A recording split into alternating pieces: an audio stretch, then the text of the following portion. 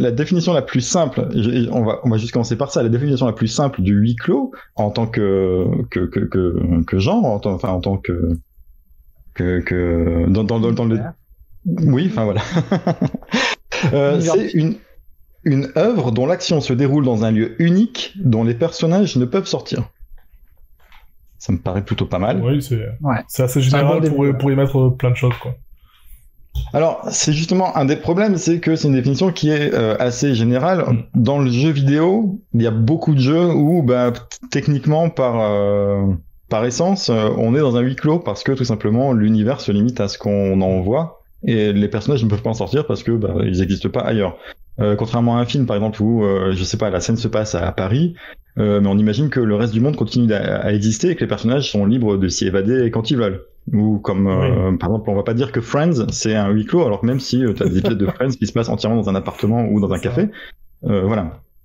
Alors que dans le jeu, c'est un peu plus courant quand même d'avoir un univers fictif qui a été construit pour le jeu et qui se limite à tout simplement à ce qui existe dans le jeu, même si on peut avoir très souvent on a un lore qui est expliqué d'une autre manière dans des histoires, dans des livres qu'on peut lire dans le jeu, etc., et qui nous donne un avant-goût d'un univers plus large qui pourrait exister.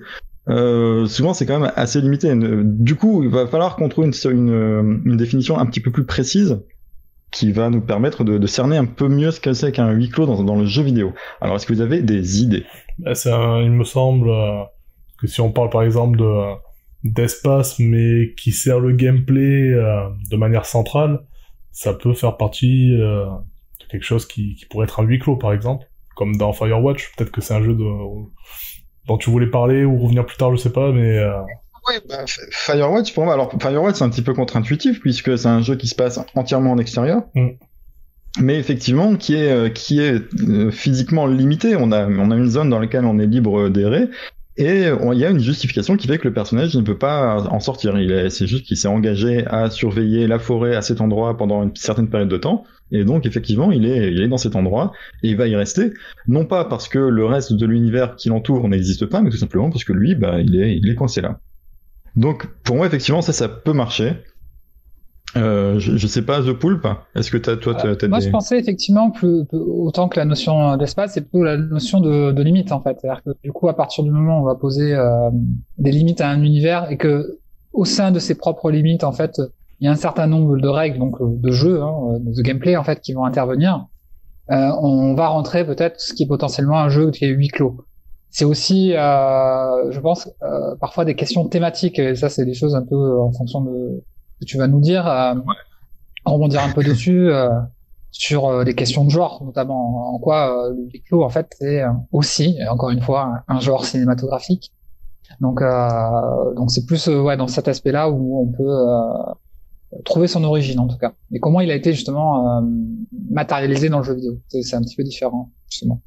Alors effectivement, pour ce qui est de la définition, de trouver une définition un peu plus pertinente que celle que nous a été donnée par Wikipédia tout à l'heure, j'avais formulé ça de cette manière.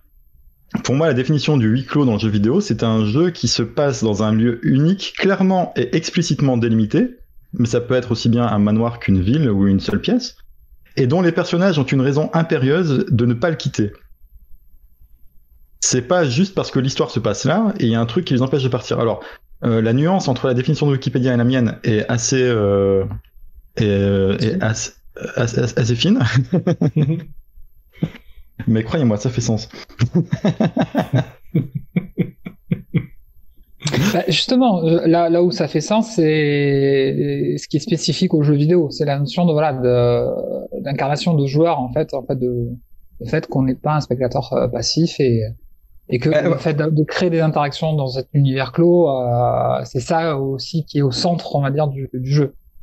Exactement. Est-ce que je ne peux pas ouvrir la porte d'entrée de l'appartement parce que tout simplement il n'y a rien derrière cette porte et que ce n'est pas un élément interactif? Ou alors est-ce qu'il y a une raison que cette porte soit fermée? Et c'est là que va se situer la nuance entre le personnage ne peut pas sortir et le personnage ne peut pas sortir.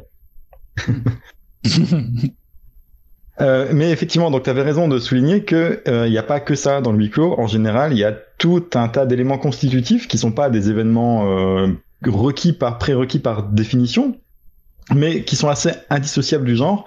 Bah, par exemple, le mystère et l'enquête. Je sais pas si vous êtes d'accord avec parce que on avait une petite discussion la dernière fois très rapide. C'était par exemple, est-ce que des jeux comme The Binding of Isaac étaient des huis clos? Parce que c'est vrai que Binding of Isaac, ça se passe dans un seul endroit, c'est un souterrain qui est sous la maison de Isaac. Mais pas plus que ça en fait. Est-ce que, enfin, j'aurais pas du tout mis là-dedans. Mais justement, ça me permet de faire la transition vers une question que j'ai posée la dernière fois à propos des premiers jeux qui dépeignaient des univers qui s'effondraient, d'une société qui s'effondre. Effectivement, à votre avis, quel est le premier jeu en fait qui dépeint justement cet aspect mystère-enquête, le premier huis clos en quelque sorte du jeu vidéo? Ce serait quoi pour vous? Moi, le premier majeur, ce serait The Last Express. Ok. Et pour toi, Jérém? Oh là, comme ça, franchement, je saurais pas te dire. Eh ben, ça a popé dans mon cerveau tout à l'heure, pas plus tard que tout à l'heure, et je me dis, mais le premier jeu auquel on a tous joué, ou en tout cas vu, je me rappelle avoir joué un petit peu, c'était Alone in the Dark, en fait. Ouais. Oui, en fait, ouais, j'ai dit n'importe quoi avec The Last Express. Il me semblait beaucoup plus vieux que ce qu'il est, en fait. Il est sorti en 97, donc non, pas du tout, ouais. Donc c'est le premier jeu, véritablement, où il y a cet aspect que tu définis, Ultra Chili, sur le mystère, l'enquête, et dans un lieu circonscrit qui est un manoir, ce qui est vraiment le... Oui, bah de toute façon, Alone in the Dark, c'est le précurseur de Resident Evil, etc. C'était vraiment, c'est clairement lui qui a lancé ce genre dans le jeu vidéo. Là, du coup, en fait, tu me fais douter parce que je me dis que dans les jeux qu'on a cités, dans les jeux FMV, tout ce qui était Under a Killing Moon, non pas Under a Killing Moon, pardon, The Seventh Guest, etc. Est-ce que c'était pas un petit peu avant? Enfin, je sais pas. En tout cas, c'était pas du tout le même type de jeu, mais on avait cette ambiance-là. 91 effectivement, Seventh Guest. 80. Mais effectivement, là, on a vraiment le prototype du huis clos dans le jeu vidéo, c'est-à-dire que du coup, l'intrigue est centrée sur un personnage qui ne peut pas sortir, en fait, qui doit mener l'enquête dans un espace concret, et il est constamment menacé par le lieu dans lequel il mène son enquête. C'est aussi ça, pour moi, les aspects importants du huis clos, c'est la question de la menace, quoi, qui est constante. Exactement. J'ai trouvé un jeu plus vieux. Ah, ça fait plaisir, c'est bien. Maniac Mansion. Ah bah oui. Bah là, on est carrément... Je sais pas si tu vois, Jérém, Maniac Mansion. Là, non, pas du tout. C'est un jeu... Ouais, c'est un jeu de Ron Gilbert. C'était... tu vois Day of the Tentacle? Oui. Bah, c'est une suite à Maniac Mansion, oui, en fait. Bah du coup, je vois. Ouais, j'ai plus le nom, mais ouais, je vois à quoi ça ressemble. Ouais, donc c'est un point and click dans lequel t'arrives en gros, il y a ta copine qui se fait enlever, je crois, si je dis pas de bêtises. Et t'arrives dans un manoir, il faut essayer de la libérer, donc t'es coincé dans le manoir, et tu joues 7 personnages alternativement, en fait, tu peux passer de l'un à l'autre. Non, je crois que tu fais une équipe de 3 ou un truc comme ça, mais ouais, parmi une équipe 7. de 3 avec les personnages. Ouais. Ou pas, d'ailleurs, je sais plus si on a choisi. J'avais rejoué quand j'ai fini, il y a quelques années, là, quand il est ressorti en remaster Day of the Tentacle, parce que quand tu es dans Day of the Tentacle, tu te balades à un moment donné, tu trouves une bande d'arcade, et tu peux jouer à Maniac Mansion. Ouais. C'est sur un ordinateur, un PC, je crois. Un PC, ouais, effectivement, c'est sur un PC. Et un des gros bonus de la version remaster, c'est qu'on peut sauvegarder. Ouais. Parce que, à l'époque, c'était hardcore quand même. Un Maniac Mansion sans sauvegarde, c'était fou. Et je sais pas pourquoi j'ai pas pensé à ce jeu avant, en fait, parce que c'est un excellent exemple pour tous les autres points que je vais aborder après, je pense, qui rentrent quasiment dans toutes les cases. Ah bah ouais, en plus c'est sans doute le premier, donc là, mais ça faisait partie un peu de la shortlist que tu nous avais soumis en plus. J'avais mis dedans? Ouais, tu avais mis dedans. Ouais, merde. J'aurais dû la relire. Ok, ouais, donc voilà, donc on en était sur la tension, la paranoïa, le mystère, parce qu'effectivement, donc quand on est dans un lieu clos, c'est très intéressant d'avoir ce genre de tension et de se dire, la personne le danger qui est invisible mais dont on connaît l'existence provient d'une personne ou d'un endroit qui est directement accessible, qui est là sous mes yeux, mais on sait pas ce que c'est. Non, vous voyez l'idée de se dire voilà, dans cette pièce il y a un tueur et je sais que c'est pas moi. Et c'est à peu près tout ce que je sais, et voilà. Et je trouve ça assez intéressant. Enfin, je trouve ça super engageant en tant que joueur de participer à ce genre d'enquête qu'on aime voir dans les films aussi, mais d'être d'être engagé dedans, d'interagir avec les éléments de l'enquête et avec le déroulement de celle-ci, c'est quelque chose qui est assez jouissif, surtout quand le jeu est intelligent ou bien écrit. Et là, j'ai tout de suite envie de parler de Return of the Obra Dinn. C'est un des meilleurs jeux auxquels j'ai joué cette année, ou l'année dernière, je sais plus. Vous voyez ce que c'est ou pas? Non. Bah, du coup, j'ai un peu vite fait regarder, parce que je me dis, ça serait bien de savoir un peu quoi tu parles, mais effectivement, avant que tu nous en parles, enfin, nous montres, enfin, juste le titre, effectivement, j'ai vu que c'était par le même créateur que Paper Please. Voilà, c'est un jeu de Lucas Pope, et c'est comme ça que j'ai, Lucas Pope. Et c'est comme ça que j'ai appris que le jeu existait, effectivement, parce que c'est pas forcément un jeu dont on parlait beaucoup avant sa sortie. Mais moi, j'avais suivi le développement sur Twitter, parce que moi, il faut savoir que j'utilise Twitter exclusivement pour deux choses. La première, c'est interagir avec le SAV d'entreprise un petit peu pourri, comme ça c'est en public et ils réagissent un peu plus vite. Et la deuxième, c'est pour suivre des game designers de génie. Et donc dedans, il y a Lucas Pope. Bah justement, il est en promotion d'ailleurs, Return of Obra Dinn, sur le PSN. Eh ben, je vous conseille, mais d'une force infinie, de jouer à ce jeu. Parce que si vous voulez un jeu d'enquête, un vrai jeu d'enquête, où vous avez vraiment l'impression de mener une enquête et d'être le détective, c'est ce jeu qu'il vous faut. Pour le setting, en gros, on est engagé par une compagnie d'assurance, je crois, si je me souviens bien au départ, qui nous envoie sur un bateau qui revient, et dans lequel il y a plus personne n'est vivant, tout le monde est mort en fait. Enfin, tout le monde a disparu en tout cas. Et on est envoyé sur ce bateau avec une montre un petit peu spéciale, ou je sais plus si c'est une montre ou si c'est une boussole, un peu spéciale qui nous permet, quand on trouve un cadavre ou quand on trouve les restes de quelqu'un, de voir les derniers instants de sa vie. Et à partir de là, en fait, on a la liste de l'équipage, on a une photo avec tout l'équipage, etc. Et on doit déterminer pour tous les membres de l'équipage qui ils sont, comment ils sont morts et qui les a tués. Donc en gros, on a 3 options à rentrer. Donc on va dire, cette personne s'appelait comme ça. Elle a été tuée de cette façon par telle personne. Et une fois qu'on a rempli toute la liste, on a fini le jeu. Et c'est super bien foutu. Ok. Voilà. Ouais, tu nous as scotché là.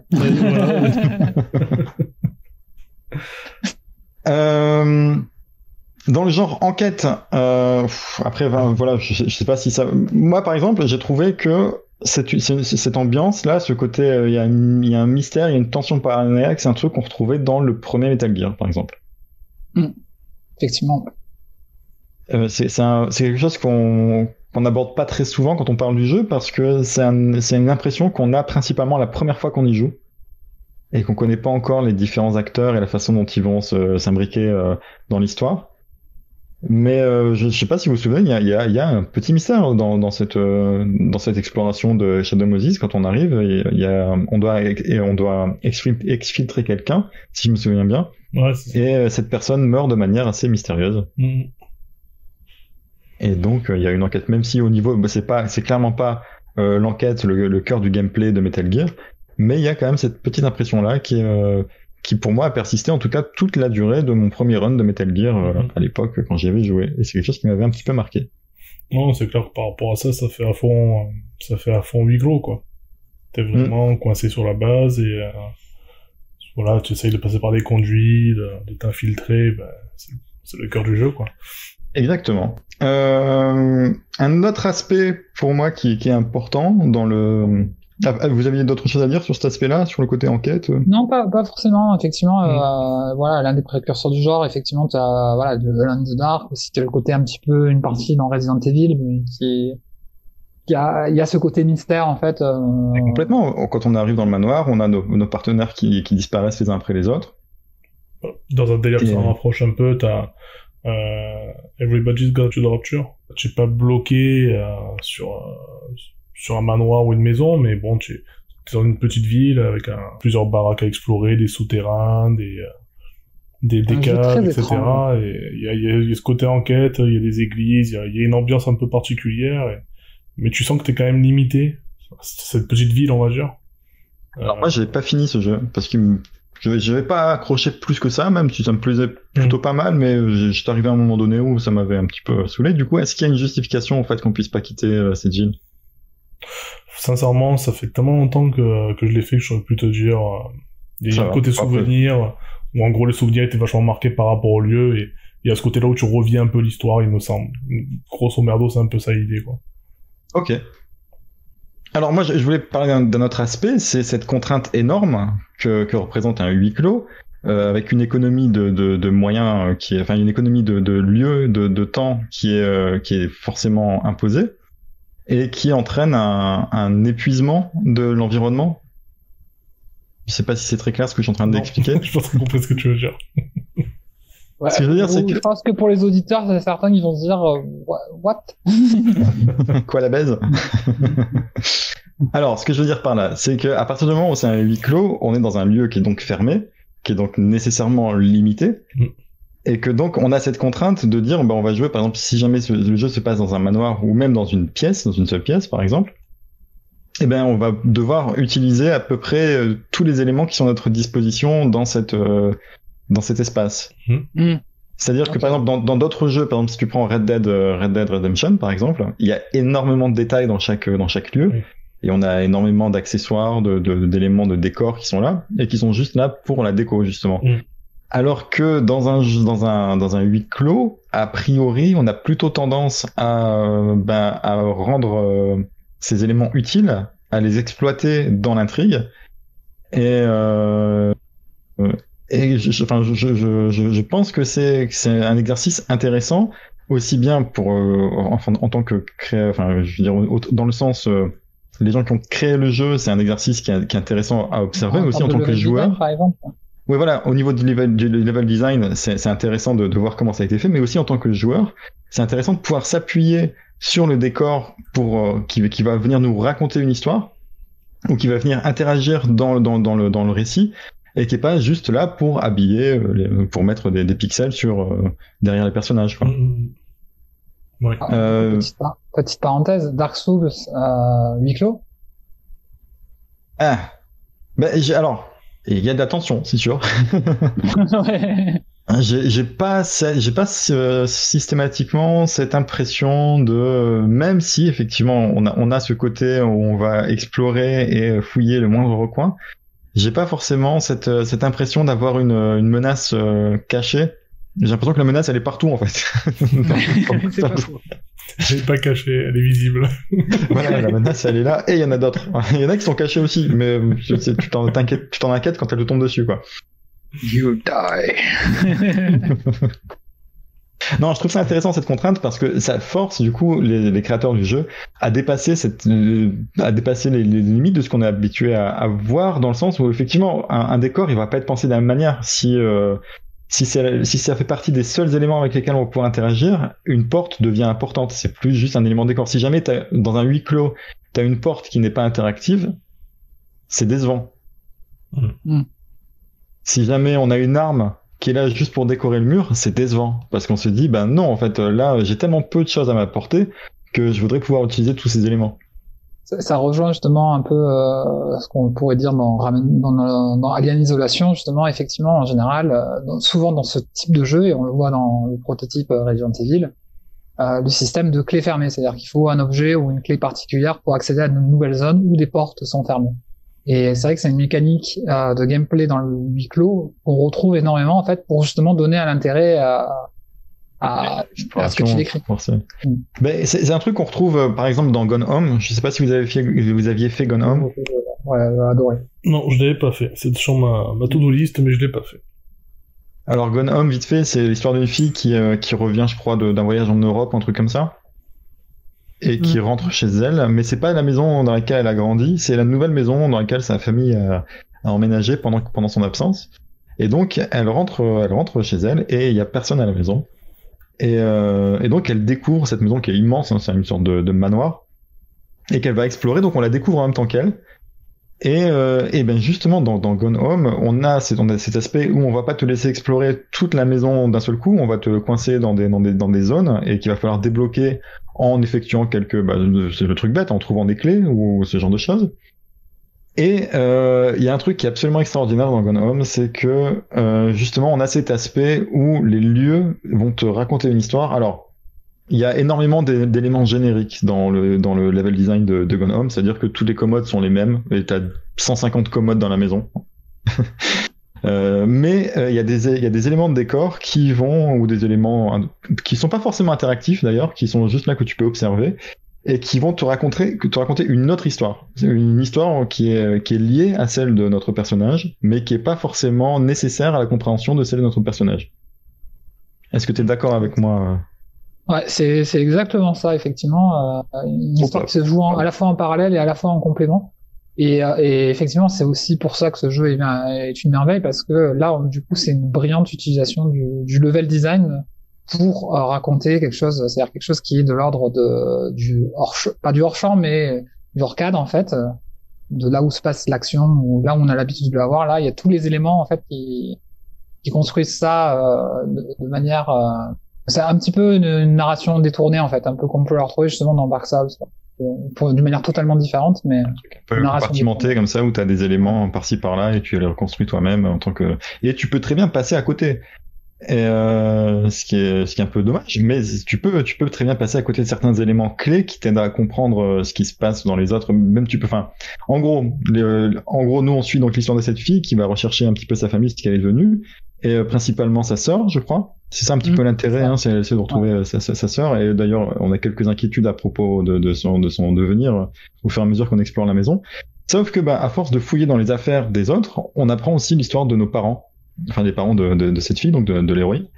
Et les histoires sont très développées. Alors, on peut tomber sur une partie des éléments nécessaires pour la comprendre et se dire, voilà, oui, j'ai compris en gros l'histoire.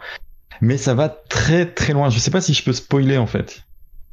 C'est un jeu qui est sorti il y a un certain temps et ça fait 7 ans qu'il est sorti. Je pense que les gens qui l'ont pas fait le feront pas ou sont pas pressés de le faire. Ouais, mais c'est vraiment dommage sinon. Ouais, au pire, faites un saut de 5 minutes et pour les autres, restez en ligne, quoi. Ok. Parce qu'en fait, donc, il y a dans l'histoire, il y a son père qui est écrivain et qui a sorti un roman. Donc on l'apprend au fur et à mesure qu'il aimait écrire, etc. Après, au bout d'un moment, on trouve des bouquins de lui, des bouquins qui sont écrits, qui parlent d'une personne qui voyage dans le temps à une certaine période. Et on sait aussi de lui qui s'est fâché avec, je sais plus, son oncle, je crois, dont il a hérité de la maison. Et qu'en gros, c'est la maison dans laquelle il a grandi quand il était petit avec sa famille. Et il y a des éléments où, par exemple, tu vas aller dans la cave. Alors, il y a des éléments, par exemple, il y a un moment donné, tu te retrouves dans une pièce que tu peux pas rater. Ça, c'est une pièce que tu peux pas rater, qui est en gros une pièce qui est cachée entre les murs. Et depuis laquelle il y a des trous pour observer ce qui se passe dans les autres pièces. Et avec des inscriptions. C'est la fin du jeu en plus, ça. Je crois, je sais plus, vers le milieu, il me semble, je sais plus. Et donc tu vois ça, donc t'apprends que son père s'est fâché avec son oncle, qu'ils sont restés en froid jusqu'à sa mort quasiment, malgré tout il a légué sa maison. Et à un moment donné, au détour d'une visite dans la cave, tu vas remarquer deux choses dans la cave, c'est qu'il y a des jouets. Et il y a une poutre sur laquelle est inscrite la taille du père. C'est-à-dire, tu sais, les poutres quand on t'écrit la taille de ton enfant ou de voilà. Ok, grandi. Voilà. Et c'est dans la cave. D'accord. Et c'est dans la cave et il y a un lit, etc. Et donc tu comprends qu'il s'est passé des très très sales trucs entre son oncle et lui. Que c'est pour ça qu'ils sont restés, qu'ils étaient très fâchés.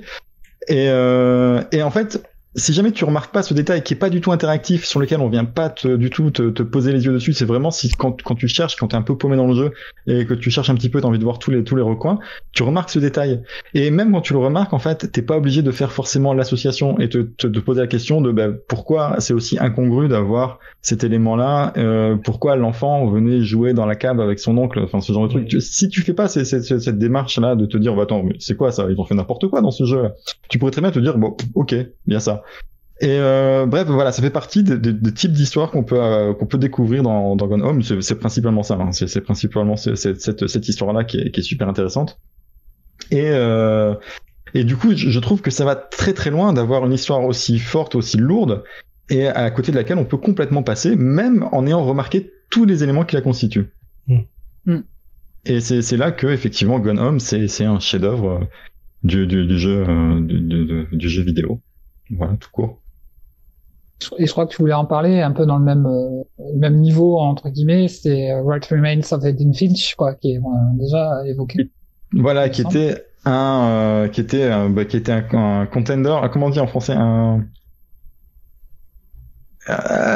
concurrent à Alien Isolation. On a pas mal hésité entre ces deux jeux-là. Oui, c'est vrai. Bah vas-y, si tu veux en parler. En gros, voilà, What Remains of Edith Finch, on a un peu un début analogue à Gone Home, c'est-à-dire une jeune fille enceinte, très jeune, qui retourne dans la demeure familiale. Là, on est vraiment... Je sais qu'elle est enceinte au début, je me souviens plus. Ouais, il me semble qu'elle est enceinte au début. Ouais. Et parce qu'en fait, moi, ça m'a surpris à la fin. J'avais oublié.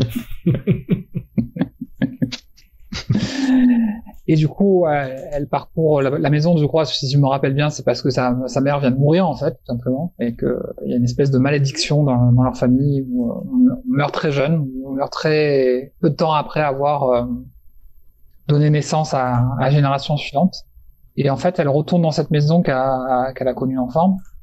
Et là, c'est une plongée, on va dire, dans son arbre généalogique à travers les pièces de la maison. Et qui sont toutes... Cette maison est folle. Elle est folle, ouais, voilà. Visuellement, c'est assez incroyable. Elle est, on dirait un arbre, en fait, mais un arbre complètement psychédélique, mais pas dans le sens happy champignon, mais plutôt dans le sens un petit peu rajouter sombre, sa pièce, en fait. Ouais. Et chaque membre de sa famille a eu sa pièce qui était ajoutée à la maison au fur et à mesure. C'est un agglomérat des membres de la famille, en fait, qui se construit de génération en génération. Oui, pardon, vas-y. Non, voilà, justement, c'est ce que ça veut dire, c'est-à-dire tous, du coup, finissent par mourir dans des circonstances un peu étranges à chaque fois, voire tragiques. Et on revit un petit peu ces éléments-là à chaque fois, justement, un peu dans la manière de Gone Home, c'est-à-dire en regardant tout ce qui se passe autour de la pièce, les éléments de décor, et on est aussi par, voilà, c'est une espèce de voyage onirique, mais un petit peu étrange, un peu malsain, en fait, tout simplement. Et on découvre un petit peu le passé de sa famille et le pourquoi de la malédiction, en fait.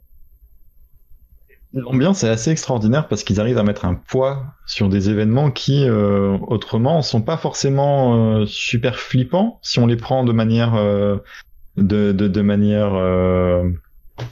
objective.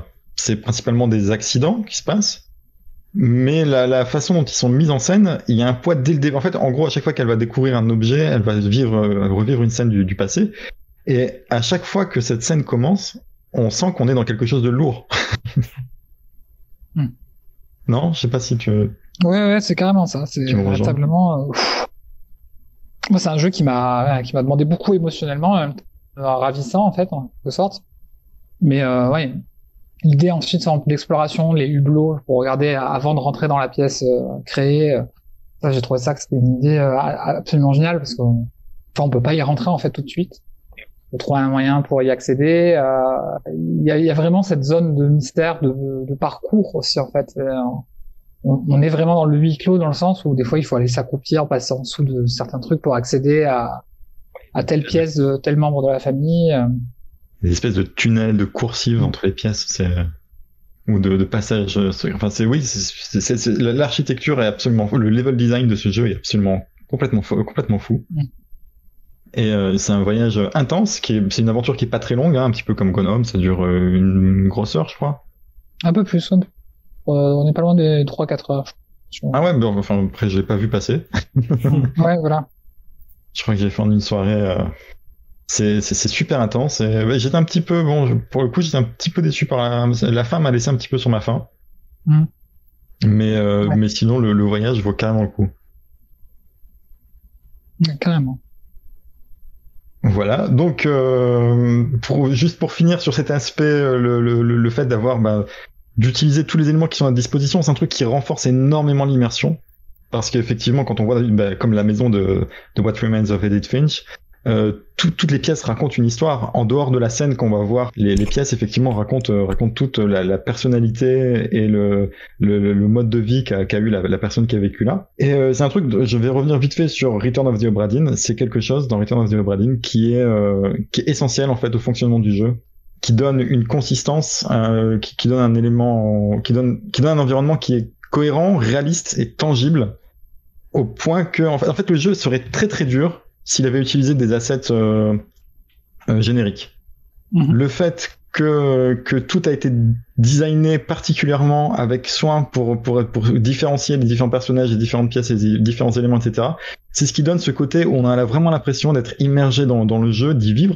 Et moi, c'est un jeu, Return of the Obra Dinn, c'est un truc qui m'a vraiment marqué, c'est que la première fois que j'ai commencé à y jouer, je suis resté dessus 3-4 heures, et je me suis retrouvé coincé.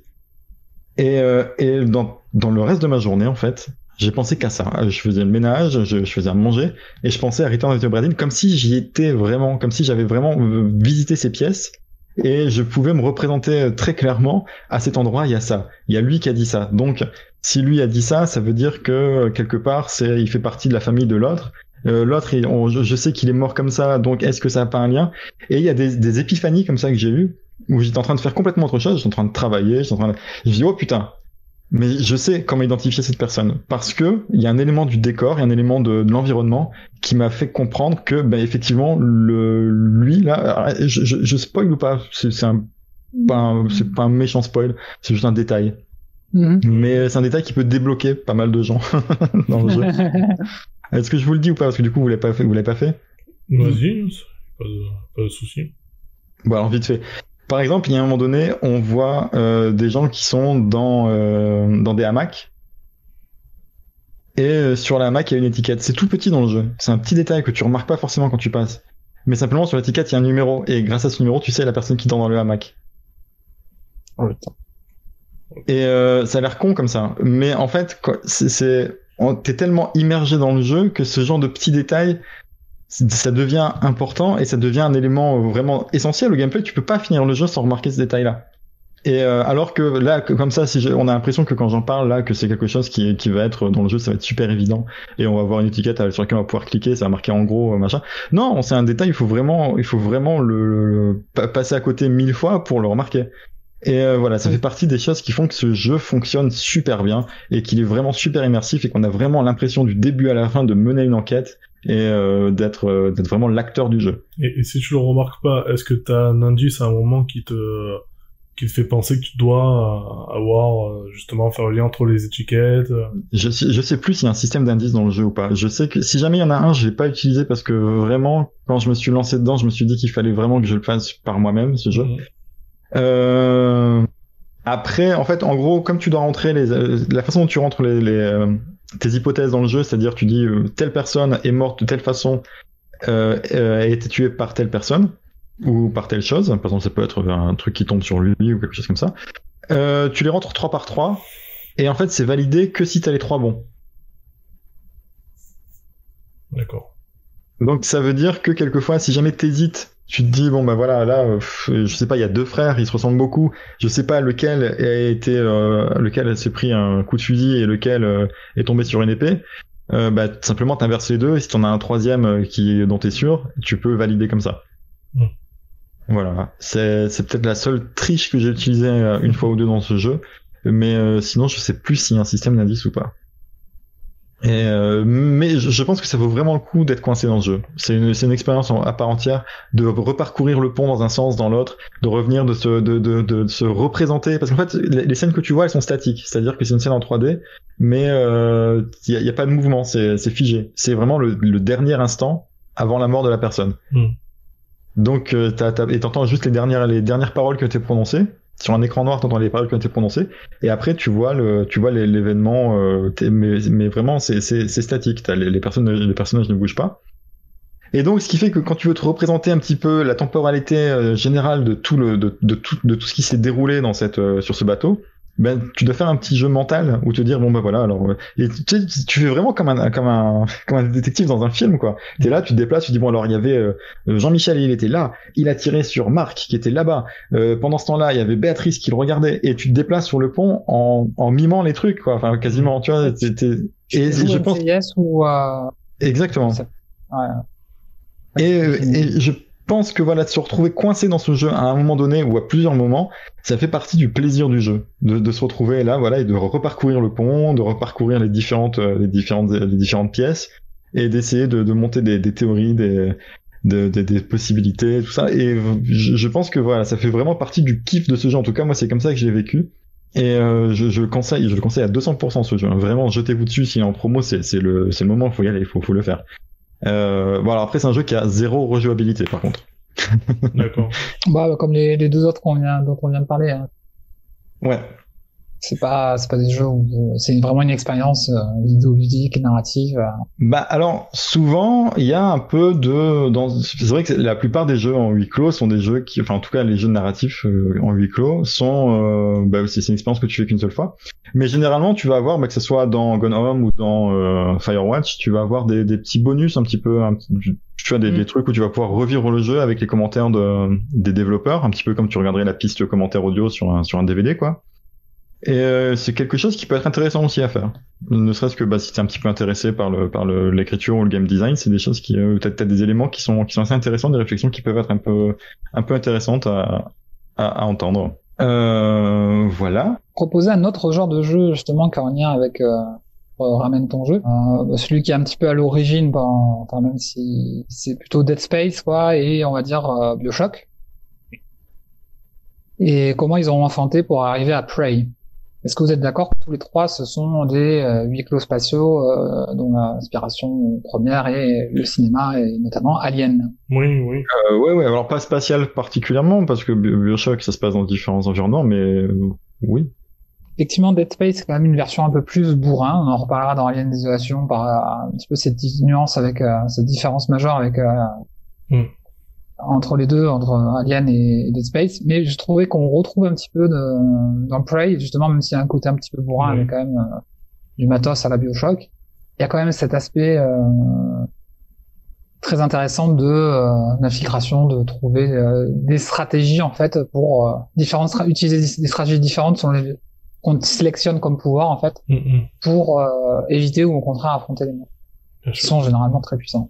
Alors, vous le savez, vous, mais nos auditeurs ne le savent pas. Je suis le genre de personne qui n'aime pas les jeux qui font peur. Oui. On en reparlera pour l'émission justement. Ouais, on en reparlera. Donc c'est des jeux auxquels j'ai joué, mais c'est des jeux auxquels j'ai pas joué très longtemps. Ces 3 jeux. Je voulais juste ajouter un autre élément sur le côté juste un petit peu pas de replay value sur les jeux narratifs principalement en huis clos. Il y a des jeux quand même, Gone Home, il y a un côté rejouabilité si justement t'es passé à côté un petit peu des autres histoires. Voilà, où tu peux très bien suivre l'histoire principale et passer à côté du reste. Il y a un autre jeu aussi dont je voulais parler vite fait qui s'appelle Static. C'est un puzzle game sur PSVR où on est enfermé dans une chaise et en gros on a un appareil sur les mains. Et donc c'est assez rigolo parce que l'appareil se déplace en même temps qu'on déplace la DS4. Et en gros on doit le débloquer, on doit se libérer les mains en déplaçant différents boutons, on va avoir différentes actions sur l'appareil, etc. Et il faut donc chaque niveau est une pièce avec laquelle il va falloir parfois interagir parce qu'on va pas forcément interagir uniquement avec la boîte, mais quelquefois on va pouvoir aussi contrôler des voitures télécommandées, des mécanismes qui sont à l'extérieur dans la pièce, etc. Donc on a carrément cet aspect-là et il y a une personne qui nous parle, qui nous fait faire ces tests en fait, qui nous fait en gros on comprend qu'on est dans une expérience et il y a une façon de remplir les tests de manière plus ou moins erronée qui, si on fait ça dans tous les niveaux, on débloque une fin alternative. D'accord. Donc même si on a réussi parce qu'une fois qu'on a compris le mécanisme des différentes boîtes, c'est très facile. Enfin, je veux dire, moi quand j'ai lancé le jeu, j'ai fait une fois. J'ai voulu le relancer parce qu'il était vraiment très très bien. C'est vraiment un des meilleurs jeux PSVR, en tout cas à l'époque de la sortie du PSVR. Et j'ai eu très envie d'y retourner. Et en fait, le truc c'est que mécaniquement, tu t'as retenu un petit peu comment ça se débloquait et tu te débloques très vite de la boîte. Sauf que, ben voilà, quand j'ai appris qu'il y avait enfin, je me suis rendu compte à un moment donné qu'il y avait 2 solutions possibles à une énigme. Du coup, j'ai cherché un petit peu sur Internet et je me suis rendu compte qu'effectivement, oui, il fallait jouer là-dessus pour débloquer une fin alternative. Et donc, bah, ça redonne un petit peu l'intérêt au jeu, qui permet de, bah voilà, de reparcourir un petit peu, de revivre un petit peu l'expérience en essayant de débloquer un petit peu de contenu supplémentaire. C'est assez cool. Alors, avant que je te propose, Racheli, avant que tu nous parles des jeux que avec Jérém on n'a jamais entendu parler ou en tout cas jouer, je Ouais. pense, pas me tromper. Il y a 2 jeux où je voulais vous attirer l'attention, c'est parce qu'ils sont un petit peu différents, ils sortent un petit peu du cadre. C'est Ico. Pour moi, c'est un huis clos. Est-ce que Alors, ce l'est Ico. pour vous? Ah, Ico, oui, pardon, oui, Ouais. Ico. Ico, huis clos. Oui. Et le deuxième, c'est The Escapist. Je sais pas si vous avez joué à ce. J'ai pas joué, j'ai vu des vidéos. Oui, bah écoute, ça a l'air de rentrer là-dedans. Mais non, voilà, du coup, ce qui est intéressant dans les 2 jeux, c'est que en termes de gameplay, du coup, on n'est pas dans le côté C'est vrai que mystère. c'est vrai que je me suis un petit peu concentré sur les jeux un peu narratifs, parce que c'est un petit peu Ou mon... compter survival, horror dans l'espace ou pas. Donc on sort un petit peu de cette. Oui, bah après, C'est ça qui est intéressant. Luigi's Mansion, on est Oui. carrément dans le huis clos, on est enfermé dans ce manoir, et tant qu'il y a des fantômes, on peut pas en sortir. Dans un sens, et ça rejoint Ico du coup par une sorte de suite spirituelle, c'est Shadow of the Colossus, où tu es aussi enfermé géographiquement dans la zone où il y a les colosses et où pour t'en échapper il faut d'abord que tu tues tous les colosses. Ouais, non, tout à fait, c'est carrément ça. Ouais. Et à la fin du jeu d'ailleurs le montre qu'on était vraiment dans un huis clos. Donc je pars pour ma liste de 40 jeux là. Alors allez, c'est parti. Non, il y a juste, alors à part si tu veux dire un truc, Jérémy. Ouais, moi c'est juste depuis tout à l'heure sur les huis clos, je trouve qu'on a vachement parlé de l'aspect, on va dire, psychologique, du côté un peu voilà, horreur par rapport à ça, et effrayant. Et en fait, pour vous, le premier jeu qui a implanté ça dans les huis clos, le premier huis clos psychologique, ça a été lequel? Moi, j'ai ma petite idée, mais voilà, d'abord, je vous sonde avant ça. Psychologique dans le sens où on a peur de quelque chose qui n'existe pas, ou... Ouais, par exemple. Vraiment, le premier huis clos avec un aspect psychologique très très puissant, quoi. Je sais pas pourquoi, je pense que tu vas me parler de Batman, mais... Non, rien à voir. Non, ce serait Silent Hill. Ah oui, j'y ai pensé tout à l'heure. C'est le tout premier. On est coincé dans le brouillard. C'est ça, oui, carrément, c'est vrai. C'est pour moi, c'est vraiment le premier jeu psychologique parce que ça changeait un peu des Resident Evil où tu avais certes la limite, voilà, au manoir dans le premier par exemple, mais où la dimension psychologique était pas très développée. Tu avais des zombies, tu avais assez de munitions ou pas assez de munitions, c'est ça qui déterminait un peu si t'étais serein ou pas. Ça se limitait à peu près à ça. Alors que pour les mécaniques de gameplay dans Silent Hill, c'était beaucoup plus varié, ne serait-ce que cette radio qui sonnait si tu t'approchais plus ou moins d'un ennemi. Pareil, les armes, tu en avais pas des masses. Enfin, c'est pareil, l'ambiance était très pesante. Même les créatures. On est plus proche de la torture qu'inflige Alien Isolation. Effectivement. Exactement. Moi, je sais que c'est un des rares jeux Silent Hill que j'ai pas fini. J'ai dû m'arrêter, je crois, à la moitié du jeu. Et j'étais pas allé plus loin à l'époque, parce que ça me faisait trop peur. Alors que les Resident Evil, je les avais finis, enfin les dos dans le nez, quoi. Mais Silent Hill, c'était vraiment le côté un peu claustrophobique, on va dire. Dérangeant. Il était extrêmement dérangeant. Dérangeant, même ce côté étouffant aussi, quoi. C'est, enfin. Tu avais toujours un peu la boule au ventre, quoi, quand tu avançais, dès que tu sentais un peu l'ennemi approcher, tu t'es pas bien, enfin. C'est, pour moi, c'était vraiment le huis clos, psychologique, enfin, le tout premier dans ce style. Dans le côté complètement inverse, dans l'action pure, on a, il me semble, le premier Devil May Cry. Ouais. Si je dis pas de conneries, il se passe dans le même. D'ailleurs, Devil May Cry qui était le tout premier, je sais pas si vous le savez, que c'était à la base c'était supposé être le 4e Resident Evil. Ah non, je Il savais me pas. semble que je l'avais lu quelque part, ça. Ouais. Ouais, ils avaient confié ça à Camilla et Mikami et qui ont dit non mais nous on va faire un mec qui a la classe. Et du coup mais oui voilà c'était complètement différent. Du coup ils ont fait une franchise à part entière complètement séparée de Resident Evil. Donc voilà, je voulais juste très rapidement vous parler de quelques jeux qui pour moi incarnent l'essence du huis clos dans le jeu vidéo. Moi, j'aime beaucoup les jeux qui jouent sur la temporalité pour essayer d'élargir un petit peu les lieux qu'on va découvrir. On a ça dans David Finch. On a ça, c'est-à-dire qu'on va explorer la maison dans d'autres époques. On a ça dans un jeu que je vais pas en parler, mais que j'ai beaucoup aimé, qui s'appelle The Sexy Brutal de Tequila Works, je crois. Et ils ont fait aussi un autre. Bien, tu l'as fait? Non, justement, mais là, par contre, je suis allé voir un peu plus, regarder un peu de quoi ça parlait, j'avais très envie de l'acheter de suite. Oui, il est très très bien. C'est un jeu où en gros tu dois, enfin, j'en parle pas. J'ai promis que j'en parlais pas, mais c'est très bien. Le même studio a fait aussi un jeu PSVR qui s'appelle The Invisible Hours. C'est pareil, c'est un murder mystery. On va pouvoir se balader dans le temps et dans différents endroits sur une île où il se passe un meurtre. Voilà, donc il y a plein de jeux comme ça qui sont très bien. Une dernière fin, voilà. Encore une fois, j'ai trouvé une liste assez conséquente en très peu de temps. Mais pour moi, les jeux qui incarnent le mieux ce côté huis clos, ça va être les jeux comme Danganronpa et surtout la série des Zero Escape. Alors c'est des jeux qui se ressemblent beaucoup. C'est des jeux qui sont principalement des visual novels avec des éléments de gameplay plus ou moins poussés selon les jeux. En gros, Danganronpa, c'est le principe, je vous donne juste le principe et après je parle de l'autre. On est dans une école, on peut pas en sortir. Et le seul moyen d'en sortir, en fait, c'est de tuer quelqu'un et de passer un procès et de pas être désigné comme le tueur. Je sais pas si vous voyez un petit peu les enjeux. Donc voilà, en gros, je sais plus, je crois qu'il y a 10 personnes, ils ont chacun un super pouvoir. Ça va être la super déduction, la super chance ou des trucs comme ça.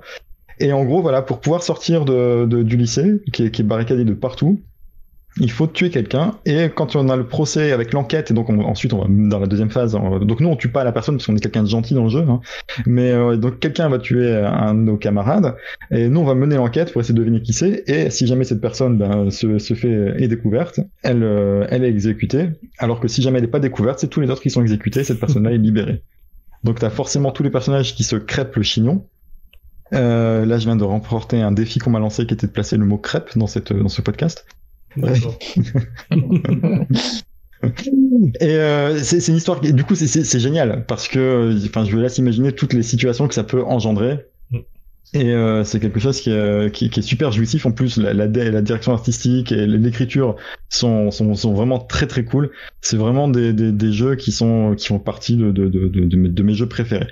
Et très similaire à ça, on a donc la série des Zero Escape qui commence par donc qui est constituée de 3 jeux, deux très bons jeux et un jeu que j'ai jamais fini parce qu'il m'a saoulé mais d'une force infinie.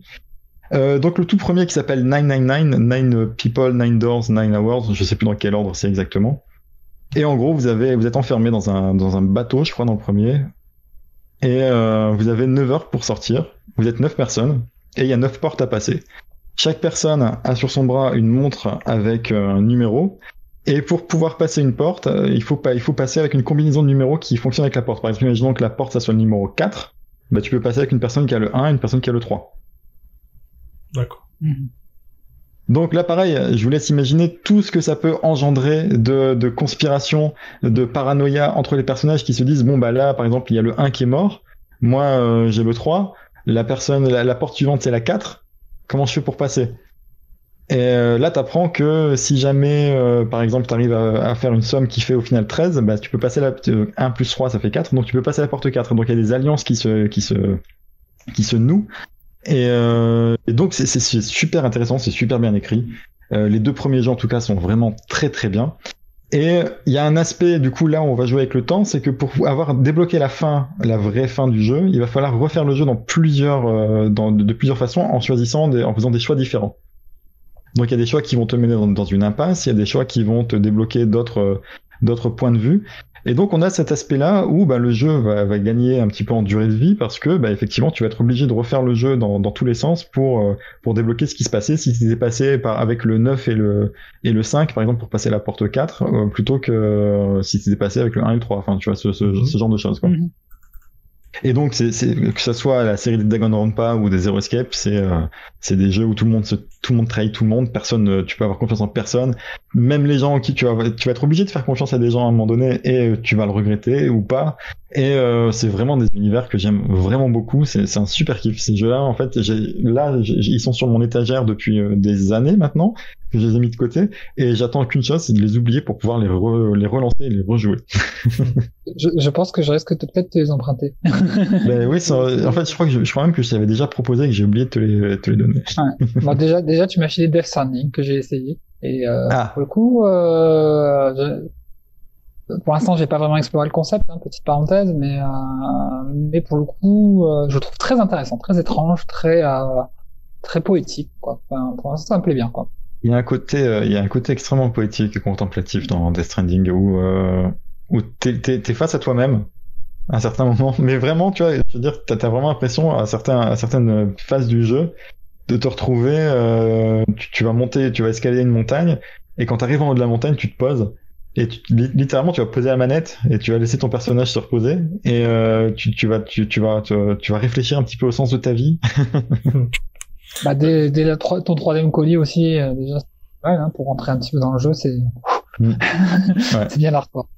Ça rejoint un peu ce qu'on disait dans le précédent podcast, qu'on invite d'ailleurs nos auditeurs à écouter, s'ils l'ont pas déjà fait, où on parlait Hashtag promotion. C'est ça. Et n'oublions pas qu'il y a une PS5 à gagner. N'oublions pas qui la finance. Oui, de toute façon, surtout ça. Bon, spoiler alert, elle est déjà partie. La personne qui l'a gagné, elle a gagné. Ah, ça y est. Et ouais, du coup, on parlait de films, de jeux post-apocalyptiques, ou en tout cas de l'effondrement et tout ça. Et on a vu justement sur Death Stranding ce commentaire-là du côté un peu contemplatif du jeu où voilà, comme tu l'as dit, tu te poses à un endroit comme si tu faisais une vraie rando, quoi, comme dans la vraie vie, quoi. Tu vas dans une montagne et tu te poses pour admirer un peu le paysage et souffler un peu. Ça fait pareil dans Death Stranding, c'est que tu es vraiment impliqué émotionnellement comme si c'était toi qui te baladais vraiment dans la montagne et qui avait besoin de faire une vraie pause. Enfin, il y a ce côté-là. Moi, ce côté immersion, c'est des choses que j'ai retrouvées dans 2 jeux cette année. C'est vraiment dans Obra Dinn et dans Death Stranding. Et à l'isolation aussi, du coup. Ouais. Si j'avais joué un peu plus, oui. Voilà, en fait, bon, moi je voulais, donc je sais pas, je peux conclure là sur ça? Oui, bien sûr. Ouais, je pense que c'est... Voilà, il y a peut-être une chose que je voudrais rajouter par rapport de manière un peu plus générale, effectivement, toujours un peu avec les liens au cinéma, c'est-à-dire que beaucoup, en fait, pour moi, les huis clos dans le jeu vidéo, c'est une espèce de rêve incarné de cinéaste, quoi. C'est-à-dire qu'au lieu de se les voir balader sur un écran, en fait, on est à l'intérieur de l'écran. Bon, c'est valable pour n'importe quel jeu, mais plus encore je trouve, dans l'aspect jouissif. C'est ce qu'il faudrait. Il faudrait un jeu en huis clos réalisé par Mathieu Kassovitz. On y revient. Mais donc voilà, vous l'aurez compris, c'est un genre qui est très cher à mon cœur, au point que les gens ne le savent pas, mais on a réfléchi pendant un certain nombre d'années entre nous à un jeu qui s'appelle Bon anniversaire Bernard. Et qui rentre complètement dans ce cahier des charges. Je sais pas si vous vous souvenez. Oui, si, totalement, ouais, pour le coup, effectivement. Après, est-ce que ça vaudrait pas le coup qu'on en reparle plus tard de Bon anniversaire Bernard? Dans un autre numéro, on pourrait éventuellement... Ouais, ça serait pas mal. Et maintenant, je peux vous avouer que Bon anniversaire Bernard m'a été directement inspiré par 2 jeux qui sont pour moi des jeux qui m'ont vraiment beaucoup marqué à l'époque auquel j'ai joué, qui sont Shadow of Memories sur PS2 et The Last Express de Jordan Mechner. Voilà. Je vous laisse chercher ce que c'est, et puis je vous conseille d'y jeter un œil, même si c'est des jeux qui sont pas, malheureusement, qui aujourd'hui ont un petit peu vieilli, et qui sont pas forcément très, très fun à jouer, dans le sens où ils sont un peu trop stricts dans leur gameplay, dans le temps que tu as pour prendre des bonnes décisions. Surtout The Last Express où tu peux très facilement te retrouver coincé dans le jeu si t'as pris une mauvaise décision 1 heure avant. Parce que c'est un jeu qui se passe en temps réel et qui continue quoi qu'il arrive, sauf si tu meurs en fait. Mais quelquefois le jeu te le dit pas et t'es coincé. Je veux dire, t'as laissé partir un témoin clé ou quelque chose comme ça et tu peux jamais finir le jeu en fait. Mais simplement, tu le sais qu'au moment où on te dit tiens, t'as vu là, il aurait fallu que tu laisses pas partir ce mec, mais en fait il est parti.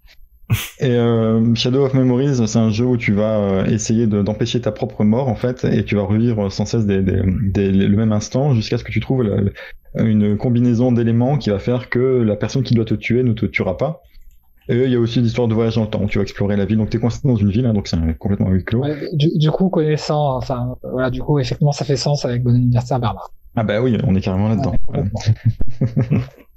voilà, c'est à peu près tout ce que j'avais à dire sur les jeux en huis clos. Après, je peux en parler très longtemps si vous voulez, mais je pense que là, ça fait déjà une petite heure que qu'on en parle, pardon, et que c'est plutôt pas mal comme tour d'horizon. Oui, bien sûr. Ah oui. Ça permet de voir qu'en fait, même si on n'est pas fan du genre à proprement parler, sans s'en rendre compte, parfois, on peut jouer une fois. Voilà, on peut rejouer une fois ou plusieurs fois à des jeux qui en fait peuvent rentrer dans cette catégorie-là. Je propose que Jérém nous parle d'Alien Isolation. Du coup... Ça a quand même le mérite d'être... Celui qui t'a allé plus loin. Voilà, c'est ça. Bon, alors on passe à la partie 2 de notre podcast, qui est donc Ramène ton jeu. Ton jeu. Ou ramène le jeu. Ramène le jeu. Faudra qu'on se décide quand même. Ouais, c'est ramène le jeu, en fait. C'est ramène le jeu. C'est moi jusqu'à là, on a toujours dit ramène ton jeu. Ah ouais, on dit ramène ton jeu. Enfin, faudra que je l'écoute, alors. Bon, du coup... juste une petite anecdote. Ouais. Depuis que j'ai écouté les podcasts précédents en famille, parce que je voulais les écouter et puis j'étais parti en famille pendant quelques temps, à chaque fois que mon projecteur chez moi, que je fais la mise au point, il y a mon fils qui fait la mise au point.